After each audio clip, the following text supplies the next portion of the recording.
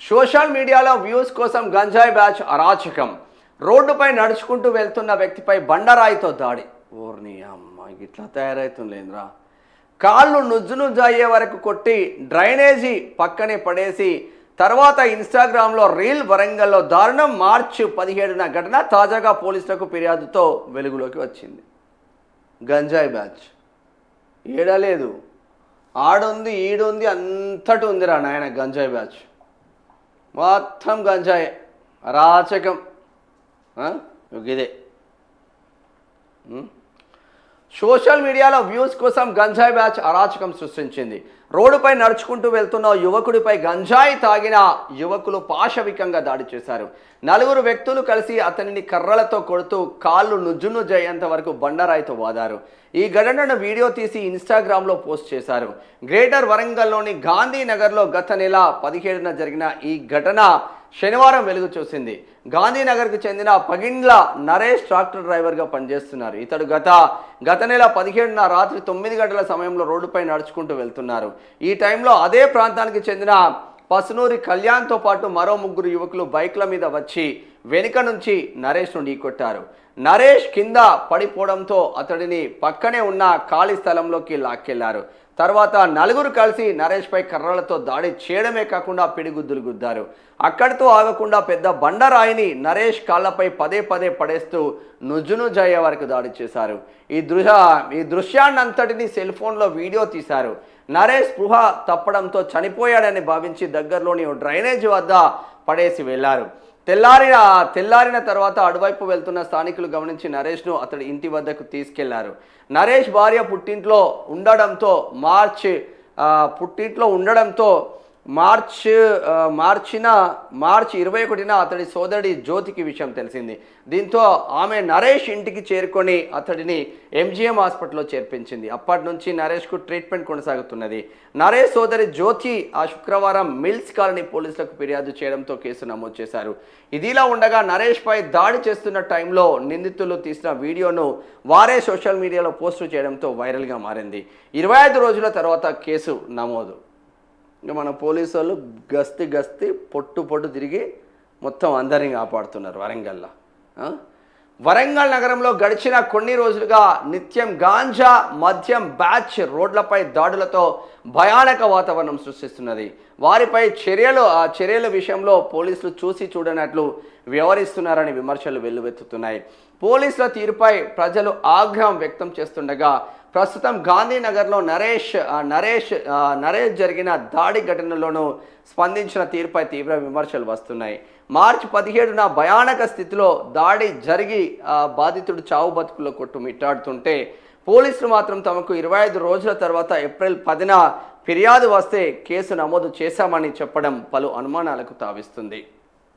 కాళ్ళు నుజ్జునుజ్జైన క్రమంలో బాధితులు చికిత్స కోసం వచ్చే క్రమంలో MGM అధికారులు దానిని లీగల్ కేసుగా పరిగణించి స్థానిక పోలీస్ స్టేషన్ ఆఫీసర్లకు అధికారికంగా సమాచారం అందిస్తారు.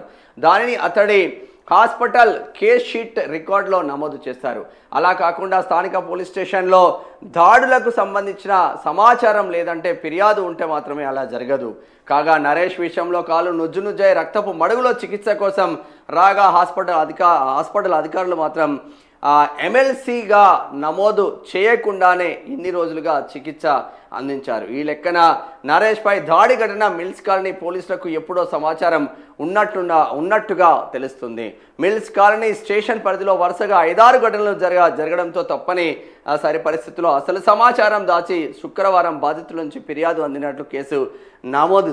అసలు దొంగలు పోలీసు వాళ్ళు. ఇక్కడ వాళ్ళు కొట్టిండ్లని తెలిసి వీళ్ళకు గంజాయి విపరీతంగా ఉన్నదని తెలుసు, కానీ మనం పట్టుకోలేము. మనం రాజకీయ నాయకుల గులాంగిరి చేయాలి. రాజకీయ నాయకులు గులాంగిరి చేస్తే మనకి ఇంత పైసలు వస్తాయి. ప్రజల కోసం పనిచేస్తే ఏమొస్తుందా? అంటే పేరు వస్తుంది. ఆ పేరు ఒకటి ఉంటే సరిపోతుందా? పైసలు కావాలి. మనం తినాలంటే పైసలు కావాలి, మనం లగ్జరీగా బతకాలంటే పైసలు కావాలి. పేరు ఎవరికి కావాలి రాబోయే? నాకు లగ్జరీ బతికే కావాలని 90% పోలీసులు అదే దారిలో వెళ్తూ ఉన్నారు. ఇప్పుడు రాత్రంతా కొట్టి ఆడ వడేసి పొద్దున వరకు కూడా దిక్కు దివానా లేదు అంటే ఒక్క గస్తీ పోలీస్ కూడా లేడా అని అడుగుతున్నాం. పెట్రోలింగ్ వెహికల్స్ ఎటుపోయినాయి వరంగల్లో పెట్రోలింగ్ పోలీసులు లేరా? అంతా విచ్చలవిడిగా గంజాయి విచ్చలవిడిగా దొరుకుతూ ఉంటే రాత్రిపూట మన గస్తీ ఎటుపోయింది? హైదరాబాద్లో స్టార్ట్ అయింది. నేను సెల్యూట్ చేస్తూ ఉన్నా పోలీసులకు. మన పోరాళ్ళు బగ్గ దాగి మియాపూర్లో రోడ్డు మీద అరుస్తూ ఉంటే తీసుకుపోయి లోపల పడేసిండ్రు ఒరిస్సా పోరాళ్ళను. ఇట్లా వరంగల్ పోలీసులు మరి ఏ గస్తీ నిర్వహించట్లేదా? ఆ పాయింట్ దగ్గరికి పోవాలి, సంతకం చేయాలి, ఈ పాయింట్ దగ్గరికి పోవాలి, దిగాలి, ఇదేనా మన గస్తీ? మరి గంజాయి బ్యాచ్తో ఏమన్నా ఉన్నదా లింకులు? ఏమంటున్నాడు చూద్దాం సిఐ. వీళ్ళు పోలీసు వాళ్ళు చెప్పే మాటలు అసలు నమ్మడానికి కూడా లేదా. మనం స్టేషన్ పరిధిలో క్లారిటీ లేదు. నరేష్పై దాడి జరిగిన విషయం గడిచిన 25 రోజులుగా మా నోటీస్లో లేదు. రాదు సార్ మీకు. దాడి జరిగిన ప్రదేశం మిల్స్ కాలనీ స్టేషన్ పరిధిలోకి వస్తుందా లేదా, ఎనుమాముల పోలీస్ స్టేషన్ పరిధిలోకి వస్తుందా అనే దానిపై క్లారిటీ లేదు. ఉండదు సార్ మనకు. దాడి ఏ ప్రాంతంలో చేశారో బాధితుడు చెప్తేనే ఈ కేసు ఏ స్టేషన్ పరిధిలోకి వస్తుందనే దానిపై స్పష్టత వస్తుంది. ఉండదు సార్ మనకు. నరేష్ సోదరి జ్యోతి శుక్రవారం రాత్రి ఫిర్యాదు ఇచ్చినందున మా వంతుగా మొదటగా కేసు నమోదు చేశాం. మా పోలీస్ స్టేషన్ పరిధిలో రాదు mills colony, Enumamula police station పరిధిలో వస్తుంది. వాళ్ళ దగ్గరికి పోతే మా పోలీస్ స్టేషన్ పరిధిలో రాదు, మిల్స్ కాలనీలో వస్తుంది.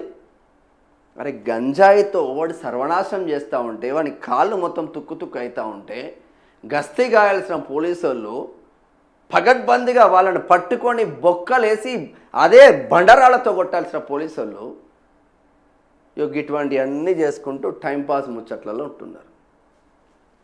ఘోరమే అని